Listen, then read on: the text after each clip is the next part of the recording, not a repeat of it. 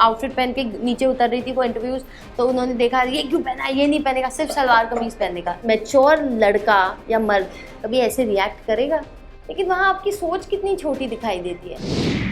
Hello welcome to tele मसाला। मैं हूं फैजान और आज है मेरे साथ में बहुत ही स्पेशल गेस्ट जो मुझे बहुत पसंद है, उनको मैं बहुत पसंद हूं।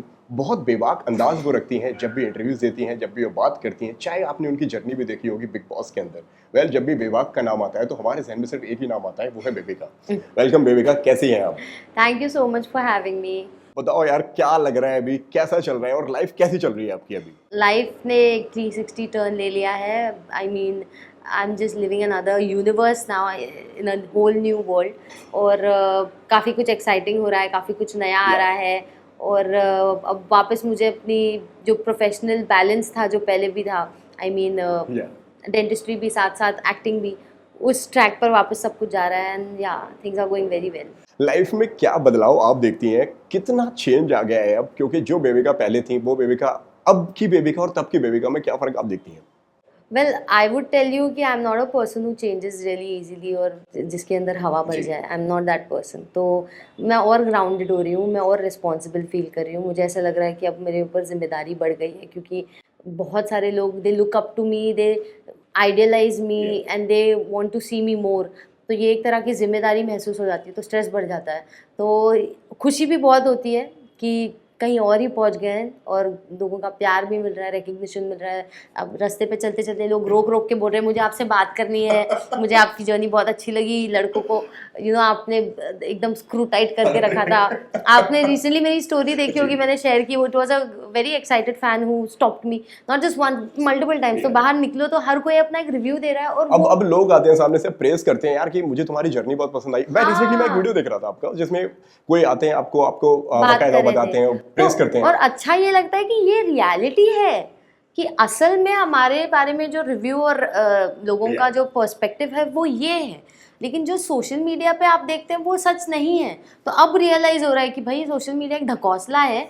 जिंदगी की असली रियलिटी ये है जब आप लोगों से रूबरू होकर फेस टू फेस मिलते हैं और वो वहाँ आपके सामने सच्चाई बताते हैं। बट बेबिका, ये तो वो बात हो गई है जब लोग अब आपको बिग बॉस के बाद में जानते हैं। हाँ, बिग बॉस के पहले कैसी थी बेबिका? देखिए मैं एक टिपिकल टॉमबॉय थी। अगर आपको अभी दिख रहा है कि यार ये तो एकदम घर के अंदर एकदम धाकड़ लड़की थी, तो मैं बचपन से ही वैसी धाकड़ थी।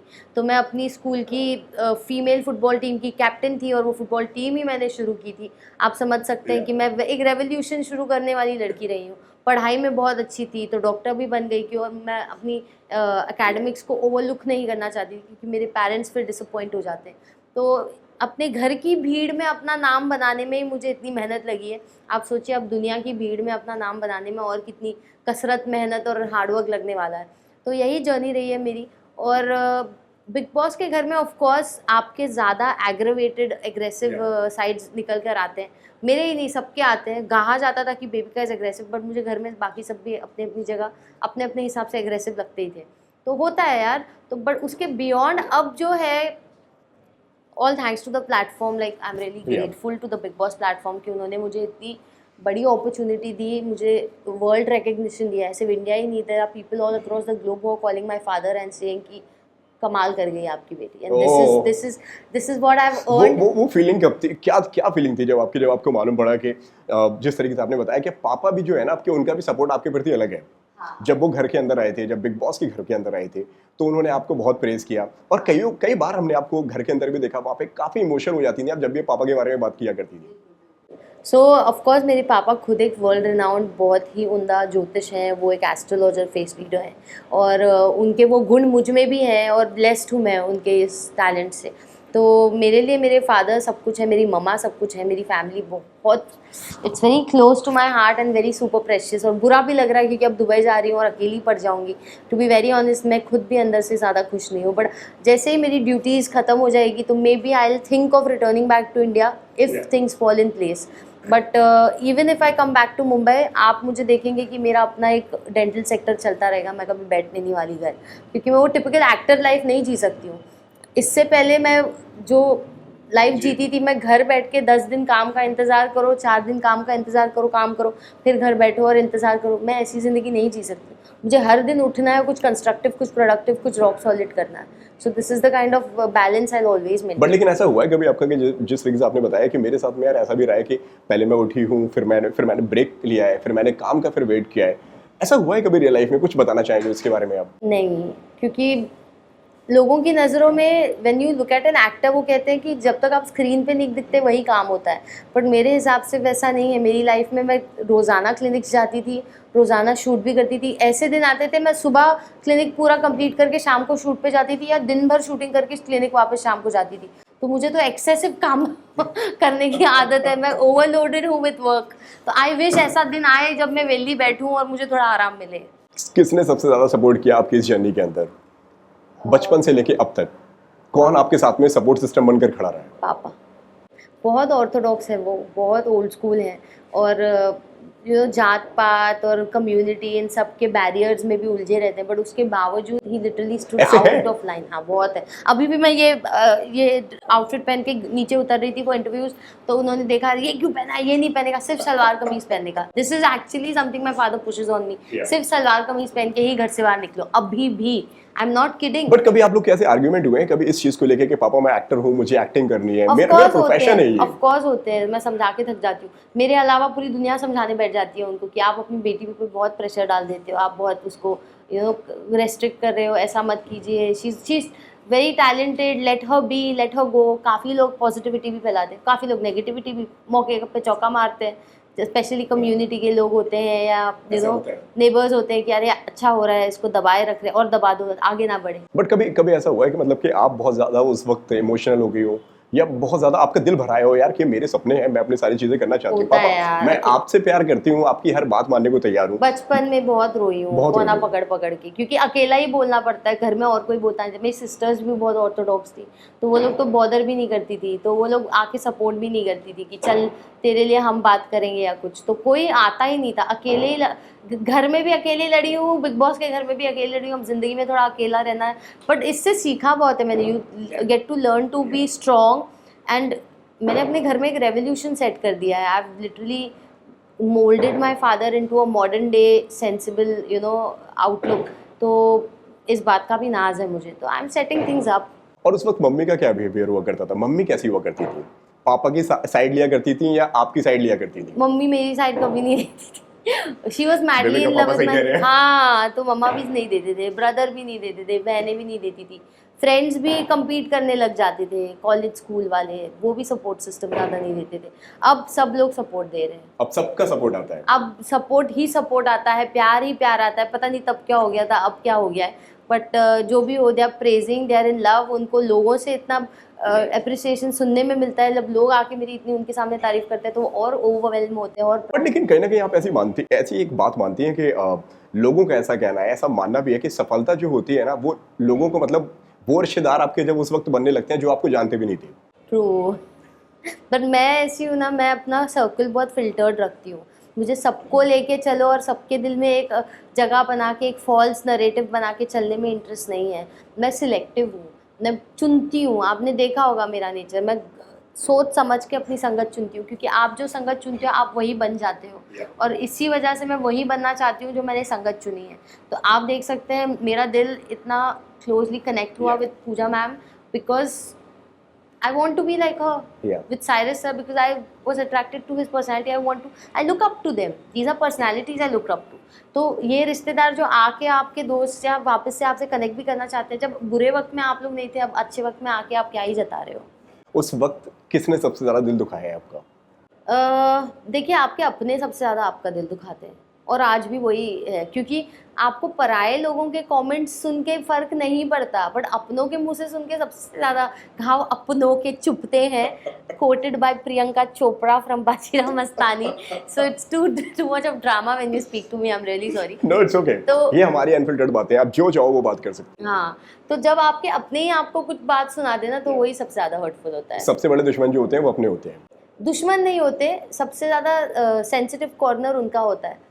तो वो दुश्मन कभी नहीं बन सकते यार, उनके इरादे आपके लिए सबसे बेस्ट होते हैं। आपकी फैमिली और फ्रेंड्स से बड़ा सपोर्ट आपको कोई नहीं मिल सकता है। पूरी दुनिया आपके खिलाफ हो जाए पर फैमिली और फ्रेंड्स से बड़ा सपोर्ट नहीं मिल सकता आपको। पहली बार कब डिसाइड किया बेबिका आपने कि अब चलो एक्टिंग करनी है? मैंने पहली बार एक्टिंग का तब बचपन में ही डिसाइड कर लिया था, बट मैं ऐसी झिल्ली टॉमबॉय थी ना, बैगी बैगी पैंट्स पहनती Yeah. थी और लूज टॉप पहनती थी और स्कल प्रिंटेड शर्ट्स पहनती थी। मेरी एक्सेसरी इधर खोपड़ी इधर बिच्छू, ऐसी चीज़ें पहन के मैं घूमती थी। और वो लड़कियां देख के जो होइटी रोइटी एकदम गर्ली लड़कियां जो एकदम ड्रेस पहन के मेकअप लगा के काजल लगा के ऐसे घूमती थी कि ओ माय गॉड तू एक्टिंग में जाएगी ऐसे, हैव यू सीन योरसेल्फ, तू कितनी गंदी दिखती है, you don't even look like a girl, you look like a boy. They used to treat me like this. तो वो कमेंट स्कूल टाइम से मेरे पे ऐसे आए जाते थे। कैसे डील किया? कभी ऐसा नहीं हुआ कि यार कि बहुत ज्यादा लो फील आपने कर लिया हो, क्योंकि हाँ। जिस तरीके से लोग ट्रोल कर रहे हैं, लोग बातें कर रहे हैं यार, कहीं ना कहीं एक इम्पैक्ट पड़ता है दिमाग में। मुफट थी।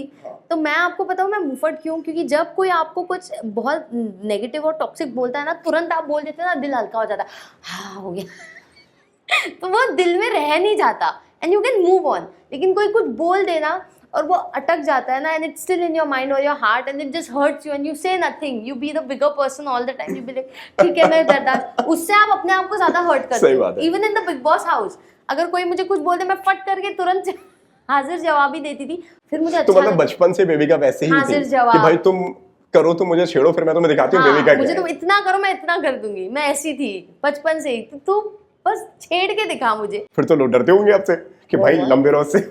मुझे डॉन और गुंडी ये टैग मिले मेरे स्कूल और प्रोफेशनल कॉलेज डेंटल स्कूल में मुझे डॉन बुलाया जाता था। तो काफ़ी डर बैठा रहता था। बट कहते हैं ना, एक स्ट्रॉन्ग वुमेन से स्ट्रॉन्ग लोग ही अट्रैक्ट होते हैं। वीक लोगों का बस का काम नहीं है हमसे अट्रैक्ट होना या हमसे उलझना या हमारे साथ मोल्ड होना। We are not meant for everyone in this planet, I am sorry. फिर पहला जब ऑडिशन था तो पहला ऑडिशन कैसे मिला और कैसे मतलब पहला शो मिला, उसके बारे में हम बात करें। जिस तरीके से आपने पहले मुझे बताया भी और कई सारे इंटरव्यूज में भी आपने बात की है कि लीड करना चाहती थी लेकिन लीड नहीं मिला क्योंकि कई सारी चीजें ऐसी थी। मैं चाहूंगा कि आप खुद बताएं आज हमारे दर्शकों को। देखिए, मुझे मेरी बॉडी टाइप के लिए बहुत क्रिटिसाइज किया जाता था सबसे ज्यादा। अभी भी तो देखिए ना, शो के अंदर एक लड़के ने मुझे कंटिन्यूसली बॉडी शेम किया और वो सोशल मीडिया पे उसके पीआर ने डाल दिया और वो होता ही जा रहा है। तो अभी भी वो मतलब आपको जब आप में कोई कमी दिखती नहीं है ना, तो लोग आपकी बॉडी, आपका रंग, आपका नाक, आपके बाल, ये सब चीज़ें पिक करके करने की कोशिश करते हैं। लेकिन वहाँ आपकी सोच कितनी छोटी दिखाई देती है। कुछ रॉक सॉलिड, कुछ तगड़ा बोलना बॉस, जैसे मैं बोलती हूँ, सीधा ऐसे बाल की खाल निकाल के दिखाओ ना, यू नो, सटीक और सीधी बात करके दिखाओ ना, ऑन पॉइंट बोल के कि पूरी दुनिया हिल जाए। जैसे मैंने बोला है वैसे उनके पास है नहीं, क्योंकि वो काबिलियत ही नहीं है उनमें बोलने की। तो वो बॉडी शेमिंग था। तभी मैं वो देख रहा हूँ, मैंने जो एपिसोड जो देखे हुए हैं, जब भी उन्होंने कुछ वो बात बोली है या उन्होंने टुन बोल दिया या उन्होंने कुछ और बोल दिया, तब आप ट्रिगर्ड हो गई हो। हाँ, आप चिढ़ गए हो वहाँ पे, क्योंकि वो कहीं ना कहीं वो पॉइंट है वो। हाँ, जिस चीज को सुना हुआ है और अब तुमने भी वो चीज बोल दी। हाँ, तो वहां पे इसलिए इतना वो रिएक्शन और इतना वो एग्रेशन आपको दिखाई दिया वहां पे। नहीं, इनिशियली मैं अवॉइड करती थी। आप ऐसे फुटेजेस देखिए, वो बोलता था, मैं चल के सीधा निकल जाती थी, मैं सुनती भी नहीं थी। फिर वो ज़्यादा होने लगा क्योंकि वो कंटिन्यूस होने लगा और वो डेस्परेट होता था मेरे अटेंशन के लिए इन द शो। उसको पता था कि ये लड़की से ही बैठ के मुझे बातें करनी है तो ही मैं एंटरटेन हो पाऊंगा, वरना बाकी सबसे वो बोर होता था। तो वो अट्रैक्ट करने के लिए मुझे हैरेस करता था। तो ये कहाँ की साइकोलॉजी है मुझे समझ नहीं आती, बट उनकी साइकोलॉजी, उनको मुबारक कि अगर आपको किसी से बात भी करनी है तो आपकी अप्रोच इतनी गंदी है तो बदले में आपको गंद ही मिलेगी भाई साहब। आप समझ रहे हैं, आप किसी को डिसरिस्पेक्ट दोगे तो बदले में डिसरिस्पेक्ट ही मिलने वाली है। और मैं इमीडिएट रिस्पांस देने में बिलीव करती हूँ। मुझे वो बात रख कर सामने मीठा बनकर पीछे बोलने की आदत नहीं है। जो बोलना मैं आपके मुंह पे पहले बोल दूंगी। बट लेकिन आप लोग की बाहर भी तो मुलाकात हुई थी, आप लोग मिले, फिर आप उनको हॉस्पिटल में भी देखने गए। क्योंकि उनकी सिचुएशन इतनी खराब थी। ऑफ कोर्स ह्यूमैनिटेरियन ग्राउंड्स पे कोई भी जाके मिलेगा यार, इंसानियत की बात है। मैं मिली थी, लेकिन वहाँ पर भी बहुत सारे लोगों को लगता था कि अब चीजें ठीक हो गई हैं, अब आप दोनों कैसे ठीक होगी। वहां पर भी वो बंदा मजे लूट रहा था कि अरे इसको सोशल मीडिया पे बॉडी शेम किया जा रहा है और हंस रहा था। तो आप बताइए, एक समझदार, एक अक्लमंद, एक मैच्योर लड़का या मर्द कभी ऐसे रिएक्ट करेगा? क्या उसे खुशी होगी? आपने चीजें क्लियर करने की कोशिश नहीं की उसने? मैंने वहाँ बड़े प्यार से, अभी एक पेशेंट बैठा है यार मेरे सामने, मैं क्या क्लियर करके उसको परेशान करूँ? मैं वहाँ पे उससे सहानुभूति रखने गई थी, मैं उसे हैरेस करने नहीं गई थी। तो मैंने एक ही स्टेटमेंट बोली है, ऐसे जब तुम दांत फाड़ के इस चीज़ के मज़े ले रहे हो कि किसी को हैरेस किया जा रहा है, इससे तुम्हारे कैरेक्टर के बारे में बहुत कुछ दिखाई देता है, बहुत हो गया, अब मैं जा रही हूँ, एंड आई लेफ्ट। लेकिन हमने फिर एक चीज देखी कि आपने ना दोस्ती का हाथ बार बार बढ़ाया है। हम्म। आपने जब भी कोई बात हुई आप हॉस्पिटल में भी मिलने गई, फिर आप दोनों ने एक दूसरे को सोशल मीडिया पे भी फॉलो किया।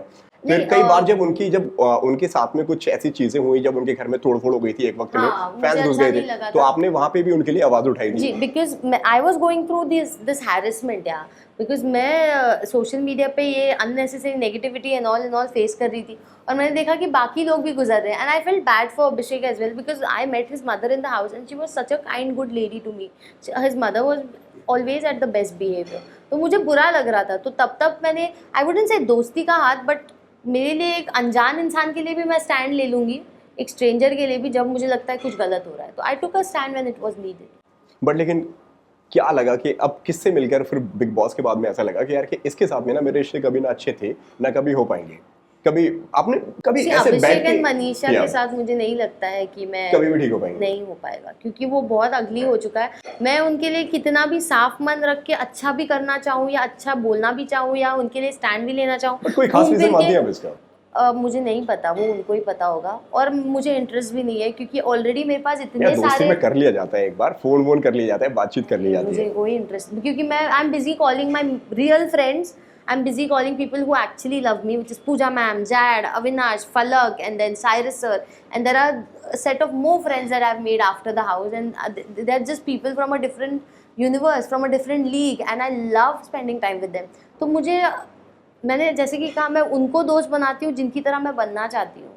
मैं अभिषेक और मनीषा नहीं बनना चाहती, मैं बेबिका हूँ, मैं पूजा भट्ट बनना चाहूँगी, मैं साइरस सर बनना चाहूँगी। You get my point? Yeah. तो कुछ ऐसी पर्सनालिटीज़ है वो जिनको देखकर मैं बहुत ही इम्प्रेस होती हूँ, तो मैं अपनी संगत उस हिसाब से चुनती हूँ जिस हिसाब से मैं अपनी पर्सनालिटी को मोल्ड करना चाहती हूँ, सिंपल। लेकिन घर से ना बहुत प्यारे रिश्ते भी आप लेकर आई हो। पूजा मैम की जिस तरीके से मैं बात कहूँ, पूजा जी का जो साथ जो है, अभी हाल ही में हॉलीडेज पे भी गए थे आप लोग, काफी अच्छा टाइम स्पेंड करके आ रहे हो आप लोग, क्या कहेंगे उसके बारे में? कैसा रिश्ता अभी आप उनके साथ में शेयर करती हैं आप? अरे बाबा, we are soulmates for ever for ever for ever, so it's something like, सच कहा था मेरे डैड ने, वो जन्म जन्म का रिश्ता है, और वो इस जन्म में चल रहा है, और हाँ, मैं उन्हें अभी भी परेशान कर रही हूँ। उनका जीना मुश्किल मैंने इस जन्म में भी कर रखा है, जैसे कि सलमान सर ने भी कहा था। तो जी बिल्कुल एक अलग ही कनेक्शन था, और इतना वक्त क्यों लगा उनसे मिलने में, मुझे इस बात की मुझे शिकायत है ऊपर वाले से, मतलब भगवान से मुझे इस बात की शिकायत है कि आपने इतना लेट क्यों मिलवाया मुझे पूजा मैम से। And it's growing bigger and just the best, like God bless, touch wood, these are one of the most precious। But लेकिन ऐसा लगता है आपको कहीं ना कहीं पूजा जी अब आपके लिए थोड़ा एक लकी चार्म भी है, क्योंकि जब से वो आई देखो फिल्म भी मिल गई। 100% बिल्कुल। ये फिल्म का जिक्र हम घर के अंदर हमने कभी सोचा नहीं था, या कभी नहीं हुआ ये। नहीं, हमने कभी काम की बात नहीं की, क्योंकि हम लोग कनेक्टेड थे एक अलग लेवल पे यार। बट लेकिन बाहर ना कुछ लोगों का एक ऐसा कहना था, एक परसेप्शन था, हर दिन ट्विटर पे जो इस तरीके की बातें चल रही हैं, जो हैशटैग जो चल रहे हैं, बेबिका ने जो साथ पकड़ा है पूजा जी का इसलिए पकड़ा है क्योंकि शायद बट कैंप में उनको फिल्म मिले, बट कैंप में सारी चीजें ऐसी हो, या ऐसा होगा या वैसा होगा। आपने बाहर निकल के ये सारी चीजें देखी? देखिए, इंसान के इंटेंशंस घूम फिर के दिख जाते हैं, तो अगर आप ट्विटर पे ये डाल रहे हैं तो वो इंटेंशंस मेरी उनके बॉन्डिंग के साथ दिख जाती ना, तो हमारी बॉन्ड इतनी फेमस और इतनी सॉलिड, और जैसे कि सलमान सर ने कहा, इनकी बॉन्डिंग जेम्स बॉन्ड से भी ज़्यादा स्ट्रॉन्ग है। ये बात कोई कहता ही नहीं, सलमान सर आके मुंह पे बोल देते, और सलमान सर ऑफ कोर्स इतने ऑनेस्ट है कि बेबिका ने क्यों संगत पकड़ी है। तो जब उनके मुंह से मैंने नहीं सुना, तो ये बकवास जो paid PR based Twitter trending thing है, उस पर मैं गौर नहीं करती हूँ, और मैं दुनिया से यही कहना चाहूँगी। पेड PR वाली जो बात जो आ रही है, हाँ। क्या कहेंगे बेबिका आप? क्या लगता है आपको ये जो सारी चीजें चल रही हैं, देखती तो होंगी आप सोशल मीडिया पे, सोशल मीडिया पे काफी एक्टिव रहती हैं आप, किसी के इसके फैंस ने ये कह दिया, किसी ने कुछ बोल दिया, ये जेन्युइन फैंस नहीं है, I will tell you sir, क्योंकि जब आप ये कमेंट्स में जाते हो ना कि ये कौन कमेंट कर रहे हैं, ये सीरियसली कौन से बच्चे हैं जो इतना इन्फ्लुएंस हो चुके हैं, वो भी इतनी टॉक्सिसिटी भरी है। आप किस टॉक्सिक सिलेब को फॉलो कर रहे हो जो आप इतने टॉक्सिक बन रहे हो? It's very toxic these people are. तो जब आप जाते हो ना, ये कोई फॉलोअर्स ही नहीं होते, इनके 0 फॉलोअर्स होते हैं, और 0 फेस और 0 DP। तो ये ऐसी आईडीज है जो इसी काम के लिए बनाई जा रही है, सिर्फ मतलब ये ट्रोल करने पर्पस के लिए बनाई जा रही है। और ये पर्पस क्यों किया जा रहा है, कौन करवा रहा है? तो आपको लगता है कि ये जो इस तरीके की जो बातें हो रही हैं, कहीं ना कहीं एल्विश का कहना ठीक है? आपको ऐसा लगता है? वेल, पेड PR और पेड नेगेटिव PR का कंसेप्ट है, और उससे ऑडियंस अनअवेयर है, और ऑडियंस को पता नहीं होता ये होता है। तो और ये सोशल मीडिया पे एक मैनिपुलेटेड फेक ढकोसला क्रिएट कर देता है, एक फेक इल्यूजन क्रिएट कर देता है। तो एल्विश उस चीज़ से लोगों को रूबरू करा रहा है। I really appreciate that. और एल्विश ने तो किसी का नाम भी नहीं लिया, लोग अपने आप ही ऑफेंड हो रहे हैं। तो मुझे समझ नहीं आ रहा कि ऑफेंड हो रहे हो। चोर की दाढ़ी में तिनके थोड़ी है जो तुम ऑफेंड हो रहे हो। नहीं, उन्होंने सिर्फ एक क्लैरिफिकेशन दिया है कि उन्होंने बोला कि भाई अगर तुम्हें अगर कुछ ऐसा लगता है कि सामने आके बताओ, सामने आके सारी चीजें करो, क्योंकि लोग उनको समझ रहे हैं ना। उन्होंने लोग क्लियरली उनको बोला क्यों है समझ रहे हैं? क्योंकि वहाँ जो कमेंट में आके टॉक्सिसिटी है वो उन्हीं का नाम ले लेके आ रही क्योंकि है। दोनों के फैंस ऐसे हैं ना कि एक है एल्विश की आर्मी और एक है तो अभिषेक के एल्विश की पांडा आर्मी गैंग। सबके पास जा जाके गंद क्यों नहीं फैलाती, सिर्फ पैंडा गैंग क्यों फैला रही है? आप देखिए मेरे कमेंट सेक्शन में पैंडा गैंग ने गंदगी फैलाई है। पूजा मैम के कमेंट सेक्शन में, अविनाश के, फलक के, साइरस सर के, अभी तो नहीं बट वो निकल गए शो से, फिर बाद में एल्विश के भी, फिर मनीषा के इसमें भी, फिर जिया के इसमें भी, सबके कमेंट सेक्शन में जाके ये पैंडा गैंग ही क्यों गंदगी फैलाती है? एल्विश के फैंस क्यों नहीं होते हैं? मुझे तो नहीं दिखते वो लोग कभी कुछ ऐसे करते हुए। वो लोग क्यों अपनी जगह है। और एल्विश के फैंस आपको बाहर दिखेंगे, सोशल मीडिया पे गंद मचाते हुए दिखेंगे, बाहर उसके एक्चुअली आपको वो धौस दिखेगी, एक पावर दिखेगा, लोग गैदर होंगे, मीटअप होगा। और वो रिसेंट एक रील आई थी which is very funny, Elvish भाई करके, यू सॉ दैट? एल्विश भाई के आगे कोई बोल सकता है क्या? एल्विश भाई, that is very funny. Even in दोनों से एक वो फलक वाली भी एक क्लिप बड़ी वायरल हो रही है हाँ, कि आपको फोकस नहीं है। तो ये है रियल एल्विश के fans, they are focusing on the positivity. वो बैठ के किसी को गाली गलौच नहीं दे रहे, वो बैठ के किसी को परेशान नहीं कर रहे हैं। बट ये why is it Abhishek's gang only? सबके पास जाके टॉक्सिसिटी क्यों फैलाई जा रही? तो शक तो बढ़ेगा ना। तो शक आप ही बढ़वा रहे हो, क्योंकि कौन कर रहा है ये? और जब आपका नाम ले लेके लोग गंद फैला रहे हैं तो आप ही की तरफ शक जाएगा। लास्ट जो पार्टी हुई उसमें एल्विश भी आए, वहाँ पे क्या बात हुई? अब बात होती है, आप कनेक्टेड है? वेल पार्टी में मैं सामने से एल्विश से बात नहीं की थी, उसने सामने से आके मुझसे बात की। और काफी कम समय के लिए आए थे वो। हाँ, 10-15 मिनट के लिए आके केक काट के चला गया था। तो थोड़ी बहुत बातचीत होती थी, बट ऑफकोर्स सब लोग डिस्टेंट हो जाते हैं क्योंकि वो बिजी भी हो जाते हैं। तो I have nothing wrong for Elvish, like I really have respect for him no matter what happens in the show और outside the show. He was the only one जिसकी अपॉलॉजी सबसे जेन्युइन थी इन द शो। जो उन्होंने आपके बारे में कुछ बोला और फिर जब उन्होंने अपॉलॉजी मांगी, he was the most genuine person when it comes to having remorse, when it comes to having guilt and when it comes to having apology towards someone, and वो सबसे genuine था। बाकी दोनों का नहीं था जी। और वो सलमान सर ने खुद बोला था शो में कि एल्विश फिर भी गिल्टी है तो genuine। आपका कहना ये है कि कहीं ना कहीं जो एल्विश ने उस वक्त जो किया, कहीं ना कहीं इन्फ्लुएंस में आके किया है, क्योंकि स्टार्टिंग में आप लोग का जो बॉन्डिंग 101%, अलग क्योंकि था। उसकी मेरी तो मस्त ये होती थी, हम लोग फन वियर्ड लेकिन सुपर फनी। आज भी प्यार हुई है बेबिका के दिल में एल्विश के लिए, मेरी तरफ से फुल क्योंकि रिस्पेक्ट है। स्टार्टिंग में जब जो एल्विश जो आए थे ना, जिस तरीके से उन्होंने जो चीजें आपके बारे में कही, आप हो गई थी कंप्लीटली इंप्रेस उससे। हाँ, मुझे बड़ा मस्त लगा कि था यार ये वो बंदा है जिसने मुझे पहचाना है, जो मुझे समझ गया। उसने मुझे धीट बुलाया था, वो बहुत इंटरेस्टिंग लगा था मुझे। हाँ, तो मुझे बहुत इंप्रेसिव पर्सनालिटी लगा वो। और वो जो भी कर रहा था वो एक जजमेंट में आके करता। मैंने उसको बोला तो तू जजमेंटल बहुत है शुरू में, और तेरे अंदर एक वायलेंट स्ट्रीक है एल्विश, उस चीज़ को कंट्रोल में रखना। मैंने शुरू में ही बोल दिया था उसको, बट स्टिल वो इन्फ्लुएंस में आके उसकी पर्सनालिटी एक गलत डायरेक्शन में चली गई। But at least he realised it and he is but लेकिन दिल नहीं दुखता है आपका जब इस तरीके की बातें हो? उन्होंने एक ब्लॉग के दौरान, उनके एक दोस्त है लवकेश कटारिया जी, उन्होंने ब्लॉग में बोला यार कोई नहीं आ रहा बिग बॉस की पार्टी में, मैं हम बेबिका क्या से मिलूं। हाँ, वो बोलता है यार, उसका वो तरीका होता है, वो अपनी एक ना तरह की ऑडियंस को इम्प्रेस रखने के लिए, अपने फ्रेंड्स को इम्प्रेस रखने के लिए करता है। घर के अंदर भी वो अपने दोस्तों को इम्प्रेस करने के लिए और उनके सामने अच्छा दिखने के लिए मुझे बहुत कुछ बोल देता था। तो वो उसका तरीका होता है, बस अपने कुछ ग्रुप ऑफ पीपल को खुश करने के लिए बोलता है वो। सो अभी बातचीत है आपकी उनसे? बातचीत होती है फोन वगैरह में? नहीं, इतनी कोई क्लोज बॉन्डिंग नहीं है, बट फॉर्मली कभी दिख गए तो of course I have immense respect for him. So अब बिग बॉस खत्म हो गया है, अब और क्या आने वाला है आपकी तरफ से? किस तरीके के काम की आप तलाश में हैं? हम बात कर रहे थे कुछ और, बातें आगे कहीं और कुछ और। हाँ, मुझे एक्चुअली बहुत स्ट्रॉन्ग लीड कैरेक्टर्स प्ले करने हैं। Already I have got a movie and it's one of the lead characters. तो दिस इज समथिंग। तो मैं टीवी में लीड मांग रही थी, बट ऊपर वाले ने मुझे उससे बढ़कर कुछ दिया है। तो हमेशा यही होता है, मैं मांगती कुछ हूँ, मुझे उससे ज़्यादा दे देते हैं ऊपर वाला, हमेशा ज़्यादा देता है। And I am really thankful. ये ब्लेसिंग्स हैं यार लोगों ये की। ब्लेसिंग्स मतलब है, ऐसा मुझे लोगों ऐसा का लगता है प्यार है। बेबी का कहीं ना कहीं मुझे ऐसा लगता है ना, आपके ना दो तरीके के ऑडियंस हैं। एक यार वो है ना जो सिर्फ नफरत फैलाते हैं, जो सिर्फ हेट फैलाते हैं। दूसरी तरफ वो है जो आपसे प्यार करते हैं, जिनको आपका ना एक रियल साइड मालूम पड़ता है कि यार ये बंदी ना बिंदास है, ये बंदी ना बेबाक है।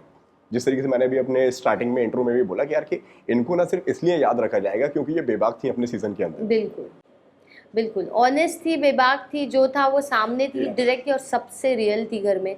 मैं आपको कहूँ, अभी भी हर कोई रियल नहीं बनता है उस घर में, लेकिन मुश्किल होता है अपना रियल सेल्फ रखना, और आपको कोई पसंद करे ना करे इस बात की परवाह ना करते हुए भी being yourself, it's very difficult, it's not easy. It's very easy to be friends with everyone, good to everyone and act very good as a person and pretend to make an image, वो आसान काम है।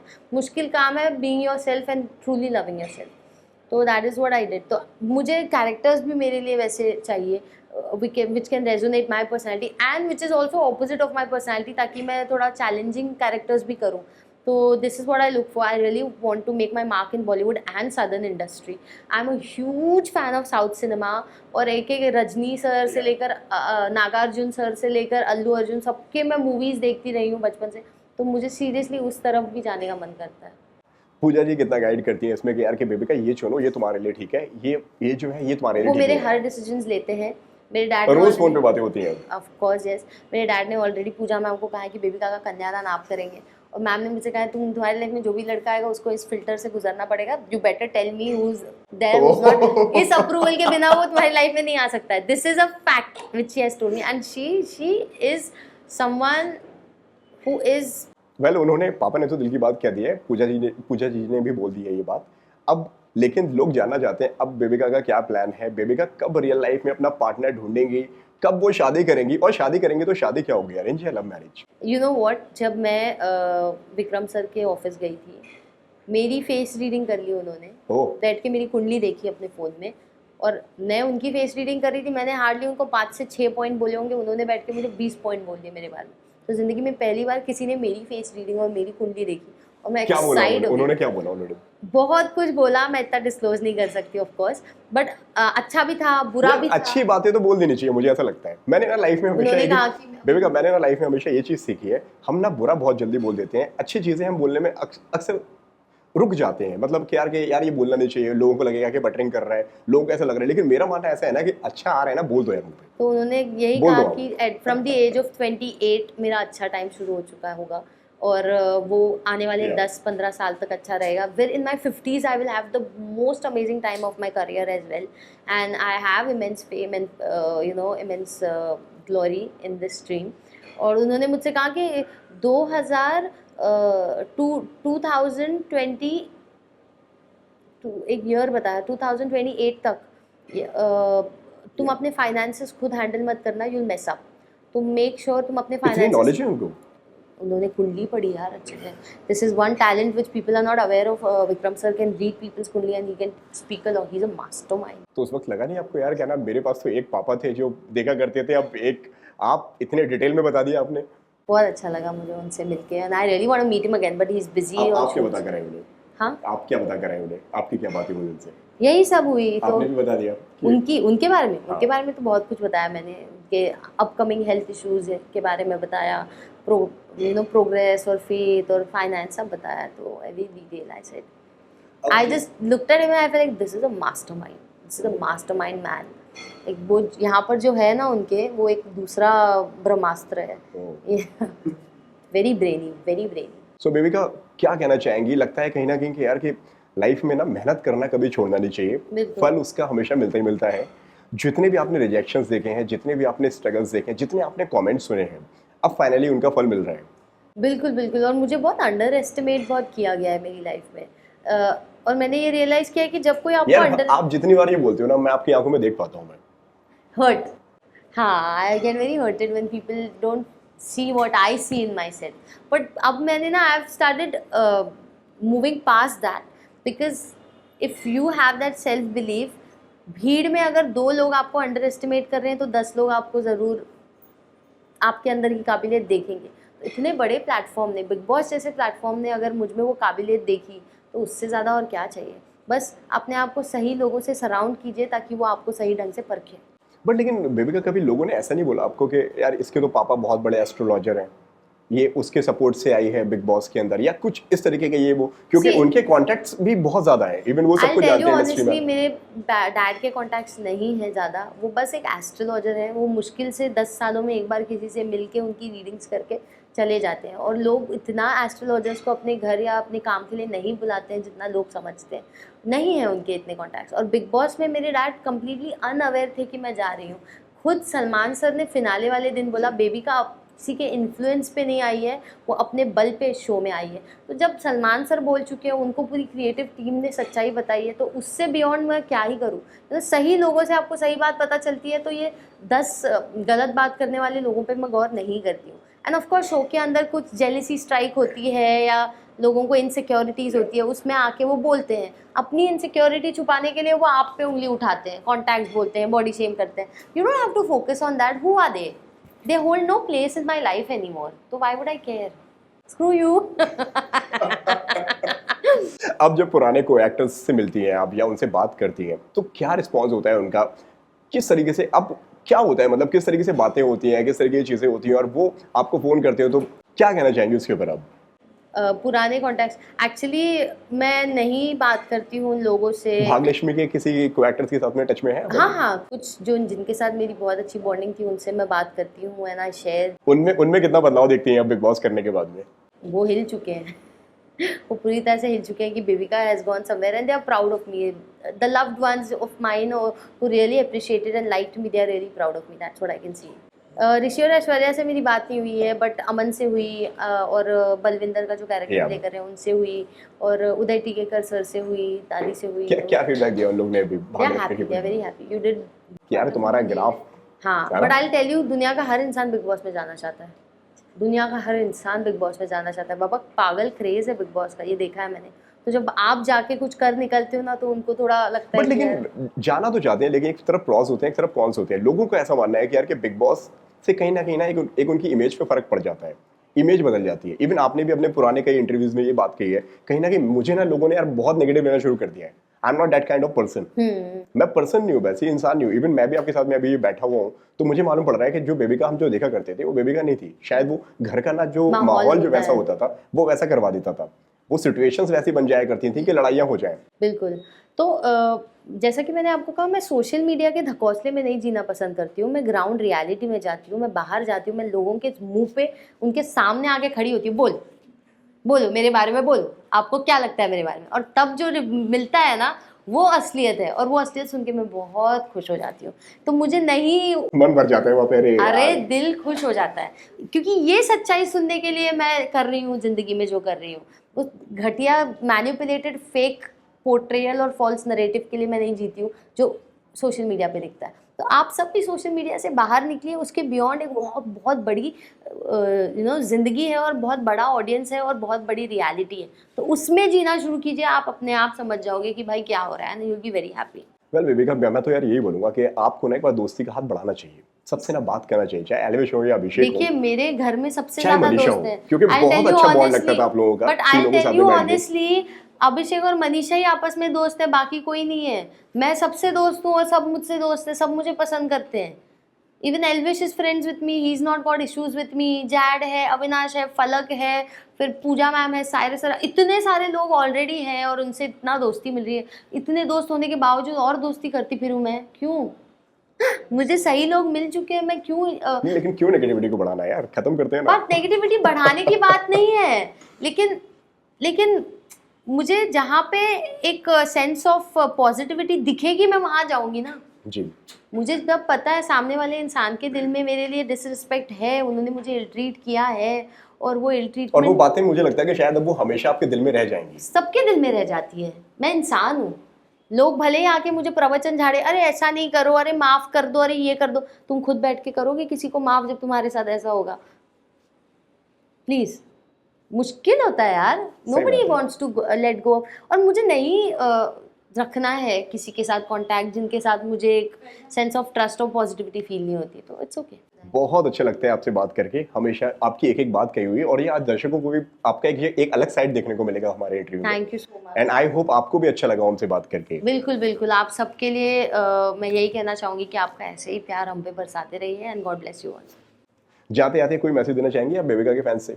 मैं यही कहना चाहूँगी कि आप सब मेरे फैंस हैं, आप सब अगर मुझे अप्रिशिएट करते हैं, आप मेरी पर्सनैलिटी अपने आप में रेजोनेट करते हैं, तो आप जो कर रहे हैं किसी पे हेट थ्रो मत कीजिए, किसी को गंदी गालियाँ मत दीजिए, किसी को अब्यूज़ मत कीजिए, किसी के मेंटल हेल्थ के साथ खिलवाड़ मत कीजिए ऐसी हरकतें करके, क्योंकि बेबिका वो नहीं करती, वो लाइन क्रॉस नहीं करती, वो डिग्निटी के साथ आगे बढ़ती है और आप भी वैसे ही बढ़ेंगे। That's all.